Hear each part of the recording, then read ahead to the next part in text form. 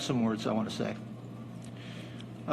Teaneck in the country has been through some unprecedented times in the past 5+ months. We've been subject to 2 deadly viruses overlapping each other. The first is one that came to our shores without notice, silently infecting and killing thousands, and is now rolling across the south, southwest, and west with deadly abandon. It is not biased as to who it affects or kills. There is no current vaccine. And I would ask that everyone keep in their thoughts the 106 members of our community and their families who we have lost to COVID-19 as of today. And again, I express my thanks to our manager and Mayor Hamaduddin for their leadership that I believe resulted in the saving of lives here in Teaneck. Now, we have also faced a second virus, one that is domestically grown, one that's been identified since the earliest days of our country, one which lies dormant just under the surface, then reappears when the climate is right to infect and spread. This virus, however, does have a vaccine. That vaccine is you and me. Our town has prided itself on diversity and tolerance of all religions, races, genders, identities, cultures, and embracing those regardless of who they love. But have we done everything that meets our vision of what Teaneck is? I say we cannot take things for granted and get to work. We have to get to work, being the town we want to be, and to show other towns how it's done. My wife Mary and I moved here in 1987 because of the reputation Teaneck had for its diversity, inclusiveness, and equity for all.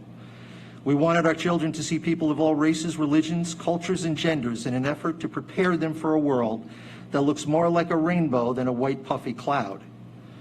We wanted our children to value the content of their character, as Dr. King said, by valuing the differences that make us all unique. By our children learning the importance of being color conscious, not color blind, we taught them not to fear or hate people because they did not look like us, but embrace those differences to strengthen our community through compassion, inclusivity, and learning from others instead of isolating ourselves. Teaneck delivered that for my children, and I hope it will do the same for generations to come. But it will take focus from everyone in Teaneck to continue that vision. I have read a lot in the past few months, reassessing my position as a white male of privilege throughout my life. Clearly, white people all over America who are honest with themselves and genuinely feel that all men and women are created equal are reassessing as to whether they contributed to the various forms of privilege that supported bias and prejudice. It's clear that we have inherited a virus too that needs to be treated. As the famous lyrics from the 1950s musical South Pacific, and I know I'm dating myself here, it appears that we were carefully taught in ways that affect us both consciously and unconsciously. We, and I for that matter, must do better and continually strive to create that more perfect union that our founders envisioned.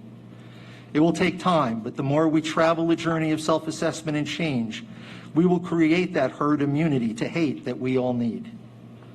Now, I believe that Teaneck is a special place and can lead the country in this reassessment. Our children showed us the way a few weeks ago with their tremendous peaceful protest that I and others from the council marched in. But we have to guard against momentary symbolic gestures that make us feel good for a time, only to ignore the true underlying virus that we have to work towards eradicating in the long term. Teaneck can and will lead in the fight against prejudice and hate. I think the treatment for this virus consists of heavy doses of positive human characteristics. These include open dialogue and defining Teaneck as one community and not a group of separate communities, blaming each other for whatever problems exist. We have to be kind, selfless, and to show mutual respect for everyone, while rejecting hate from all sources. We need to reaffirm our commitment to these, and I am confident we will succeed. So tomorrow we begin the work with a forum with our police department, faith-based leaders, and the public as we begin the necessary dialogue. The council at our last meeting asked for our Community Relations Advisory Board to give us suggestions on meaningful activities directed towards eliminating hate and knocking down walls in our community. This is just a start to what we have to do. And in addition, over the next 2 years, I want to enhance communications to and between all residents.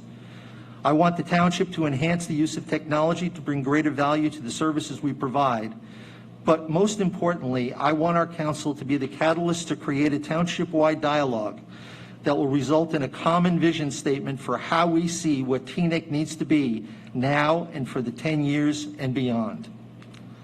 In closing, I'm honored to be elected as the 36th mayor of Teaneck. I will work every day to earn your trust of my colleagues and you, my fellow residents, as we work together to make Teaneck even better than it is today. Thank you.